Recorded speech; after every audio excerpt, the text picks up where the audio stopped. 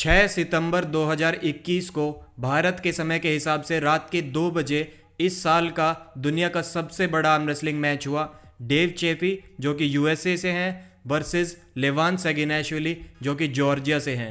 Dave चेफी के बारे में माना जाता रहा है कि वो दुनिया के सबसे स्ट्रॉन्गेस्ट हुक पुलर में से एक हैं।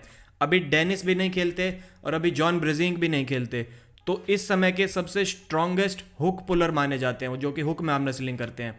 और लेवान के बारे में माना जाता है कि 2018 से वो दुनिया का नंबर 1 आर्म रेसलर है। तो इन दोनों के बीच में बड़ा एक्साइटिंग मैच था। क्या हुआ अभी जानते हैं। तो मैच स्टार्ट होने से पहले ज़्यादातर लोगों की उम्मीद यही थी कि लेवान जीतेगा, क्योंकि वो बहुत प्रोफेशनल है, बहुत हैवी है, स्ट्रॉन्ग भी लगता है ज़्यादा डेव चेफी से। और उसने बोला हुआ भी है कि अपने प्रोफेशनल करियर में मुझे एक भी राउंड नहीं हारना। पिछले 4 सुपर मैच में जो कि 6 राउंड्स के होते हैं उनका स्कोर 24-0 है। तो उन्होंने कहा था कि ये 30-0, 36-0, 42-0 ऐसे मैं चलाता रहूँगा, एक भी राउंड नहीं हारना मुझे अपने प्रोफेशनल करियर में। तो वो बहुत ज़्यादा हैवी फेवरेट थे इस मैच में। हुआ भी वही। जैसे ही मैच स्टार्ट हुआ पहले ही राउंड में उन्होंने डेव चेफी को स्लिप भी नहीं होने दिया। डेव चेफी ने पीछे अटैक करने की कोशिश की, साइडवेज अटैक करने की भी कोशिश की, बट वो स्लिप ही नहीं कर पाए। लेवान ने उन्हें अपनी फिंगर से पकड़ा और पिन कर दिया। और यही स्टोरी लगातार देखने को मिली हमें अगले 5 राउंड्स में भी। डेव चेफी ने मैच के बाद इंटरव्यू में कहा कि मेरा प्लान था कि स्लिप करके स्ट्रैप्स में जाऊंगा और वहां से देखते हैं क्या करना है लेवान के खिलाफ। बट वो स्ट्रांग ही इतना ज़्यादा था कि मेरा सारा प्लान ही फेल हो गया। अच्छा, आर्म रेसलिंग में और शायद सभी स्पोर्ट्स में क्या होता है कि जब आपका फेवरेट आर्म रेसलर हार जाता है तो बहुत से लोग ऐसे होते हैं कि जो किसी ना किसी चीज़ को लेके बहाने बनाते हैं, कंप्लेन करते हैं। अभी भी वही चला आ रहा है। लोग पहले क्या बोल रहे थे कि यार डेव चेफी को हुक में नहीं जाने का मौका मिला, हुक में तो वो पक्का लेवान को हरा देता, जबकि स्टोरी ऐसी नहीं थी। अगर आप ठीक से देखेंगे राउंड 5 में लेवान रेडी था हुक में मैच करने के लिए, क्योंकि भाई मैच तो जीतना है ना उसे। 4-0 से वो जीत चुका था, उसके बाद मैच तो उसका हो गया था। 5वें राउंड में वो हुक में जाने के लिए तैयार था। पूरा मैच में दोनों स्टार्टिंग में, हालांकि ऐसे अलाउड नहीं होता, पर दोनों प्लेयर अगर मान जाए हुक में स्टार्ट करने के लिए तो रेफरी कर देता है स्टार्ट। तो हुक में आ गए थे दोनों। लेवान स्टार्ट था, रेडी था स्टार्ट करने के लिए एकदम, रेफरी भी रेडी थी, लेकिन डेव चेफी ने एकदम अपना हाथ छुटाया और पीछे हट गया वो। तो भाई दुनिया का number 1 hook arm wrestler hook में मैच करने से डर गया लेवान सेगिनेशविली से। इतना ज़्यादा पावरफुल था लेवान उस दिन। बहुत सारे प्रो आर्म रेसलर्स बहुत शॉक्ड थे ये चीज़ देख के। नील पिकअप जो कि यूके से हैं, कोबरा रोड्स जो कि अमेरिका के legendary light weight arm wrestler हैं, सभी ने ये कहा कि वो बहुत ज़्यादा शॉक्ड थे, सरप्राइज्ड थे ये देख के कि डेव चेफी को डर लगा हुक में जाने में लेवान के खिलाफ।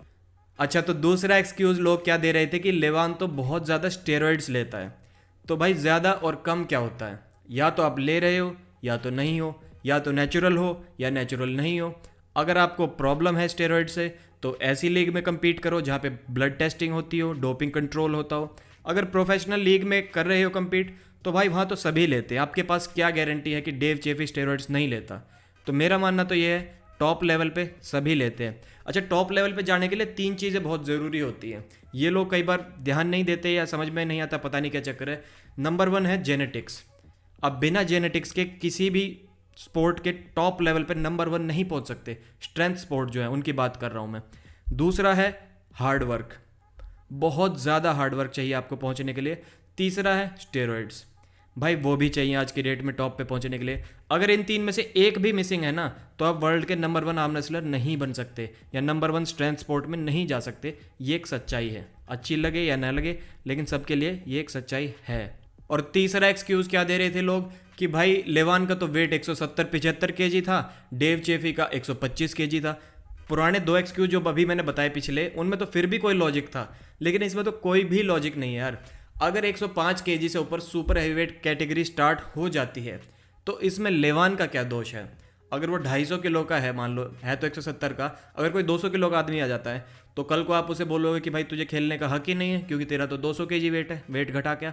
ऐसा होता ही नहीं है। जिन लोगों को, जो लोग ये कंप्लेंट कर रहे हैं, उन्हें ये नहीं पता कि सुपर हैवीवेट का मतलब ही यही होता है कि आपके वेट की अपर लिमिट नहीं है कोई भी, आप कितना भी वेट कर सकते हो अपना।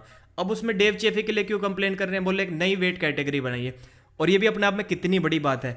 आज से पहले शायद ही कोई ऐसा आर्म रेसलर आया होगा जिसने इतनी डोमिनेंट परफॉर्मेंस दिखाई कि उसके बाद लोग बोल रहे हैं कि भाई एक वेट कैटेगरी ही नहीं बनानी पड़ेगी, अब तो इसके टक्कर का कोई रहा ही नहीं। तो जो कंप्लेन कर रहे हैं वो भी लेवान का ही सपोर्ट कर रहे हैं एक तरीके से, ये बोल के कि वो इतना तगड़ा है कि उसकी वजह से, सिर्फ उसकी वजह से एक नई वेट कैटेगरी बनाने की ज़रूरत पड़ रही है। और नई वेट कैटेगरी मान लो 120 किलो की बन भी जाती है तो उससे लेवान पे कोई फ़र्क नहीं पड़ रहा, उससे आप डेव चेफी को बचा रहे हो, उसे प्रोटेक्ट कर रहे हो। यही हो रहा है अगर ध्यान से देखा जाए तो। वो तो फिर भी नंबर 1 ही रहेगा। डेव चेफी अगर जीत भी जाता है 120 केजी में, नंबर 1 आ जाता है, तो उससे वो ये तो नहीं कह पाएगा कि मैं दुनिया में नंबर 1 हूँ। दुनिया में नंबर 1 तो वही हुआ ना जो हैवी वेट में नंबर 1 है, सुपर हैवी वेट में नंबर 1 है। तो इससे तो कोई फ़र्क नहीं पड़ रहा, पर लोग ये सोच नहीं रहे। कंप्लेन करना अच्छा लगता है लोगों को। तो भाई डेव चेफी तो कुछ नहीं कर पाए उसके खिलाफ, कुछ भी नहीं कर पाए, बहुत ज़्यादा। ये पहली बार हुआ कि डेव चेफी को किसी ने इस तरीके से, इतनी आसानी से, इतने डोमिनेंट तरीके से हराया हो। तो सभी शॉक्ड थे। अब नया सवाल क्या सामने आकर खड़ा हो गया कि लेवान के साथ मैच करेगा कौन? तो प्लेयर्स ही नहीं बचे, कौन हराएगा उसे? विटैली को वो हरा चुका, अभी डेव चेफी को उसने हरा दिया, ट्रूबिन को उसने हरा दिया, सबको 6-0 से हरा रहा है वो। तो बचा कौन अब बहुत सारे लोगों ने अपने अपने सजेशंस दिए। डेवन लेरेट ने अपने बारे में कहा कि उसका मैच होना था दिसंबर में लेवान से, डेवन का, बट वो पोस्टपोन हो गया क्योंकि लेवान मूवी की शूटिंग कर रहा है ऑस्ट्रेलिया में। लेकिन डेवन ने कहा कि ऑस्ट्रेलिया में भी शायद लॉकडाउन वगैरह बढ़ सकते हैं, तो नवंबर में थोड़ी जगह थी मैच करने के लिए। लेकिन डेवन लेरेट का बॉक्सिंग मैच है 18 तारीख को इसी महीने हैफ्थोर के साथ। तो उस बॉक्सिंग मैच में डेवन को कार्डियो की ट्रेनिंग करनी है, स्ट्रेंथ की तो ट्रेनिंग कर नहीं रहा वो पिछले 4-5 हफ्ते से, तो कमज़ोर है बॉडी, थोड़ी लाइट भी है, 260 के आसपास पाउंड वेट आ गया होगा डेवन का। तो इतने वेट में तो डेवन ने कहा कि मैं तो भाई नवंबर में तो टक्कर नहीं दे पाऊंगा लेवान को, मुझे थोड़ा और ज़्यादा टाइम चाहिए। तो इस साल तो मैच नहीं हो पाएगा। अब होना किससे है? विटैली बचा एक। विटैली को 2019 में हराया था 6-0 से। इस बार थोड़ा स्ट्रॉन्ग है, लेकिन मुझे लगता है कि इस बार भी लेवान ही जीतेगा 6-0 से। बहुत मुश्किल चांसेस लग रहे हैं आज की डेट में कि कोई भी हरा पाएगा लेवान को।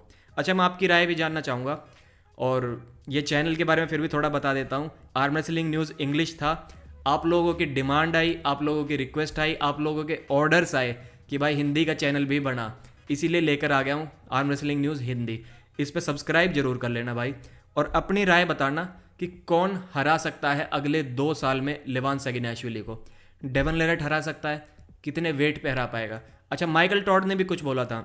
माइकल टॉड ने कहा था कि मैं शायद हरा पाऊंगा, लेकिन उसके लिए मुझे बहुत ज़्यादा स्टेरॉइड्स लेने पड़ेंगे, 300 पाउंड से भी ऊपर अपना वेट करना पड़ेगा, और डेवन को भी सेम ही करना पड़ेगा। स्टेरॉइड्स के लिए आजकल मार्केट में नया वो आ गया है टर्म, पैनकेक साइकिल बोलते हैं उसे। तो माइकल कह रहा था डेवन को भी पैनकेक साइकिल पर जाना पड़ेगा, और पैनकेक साइकिल पर 300 पाउंड से ऊपर वेट होगा तो ही टक्कर दे सकता है। तो आप लोग भी कमेंट्स में ज़रूर बताना कि लेवान को कौन टक्कर दे सकता है। और नया चैनल है, शेयर जरूर कर देना वीडियो को, जगह जगह बात फैलानी है, तभी लोगों को पता लगेगा कि भाई एक Hindi arm wrestling news channel आ गया है। बाय बाय, जय हिंद।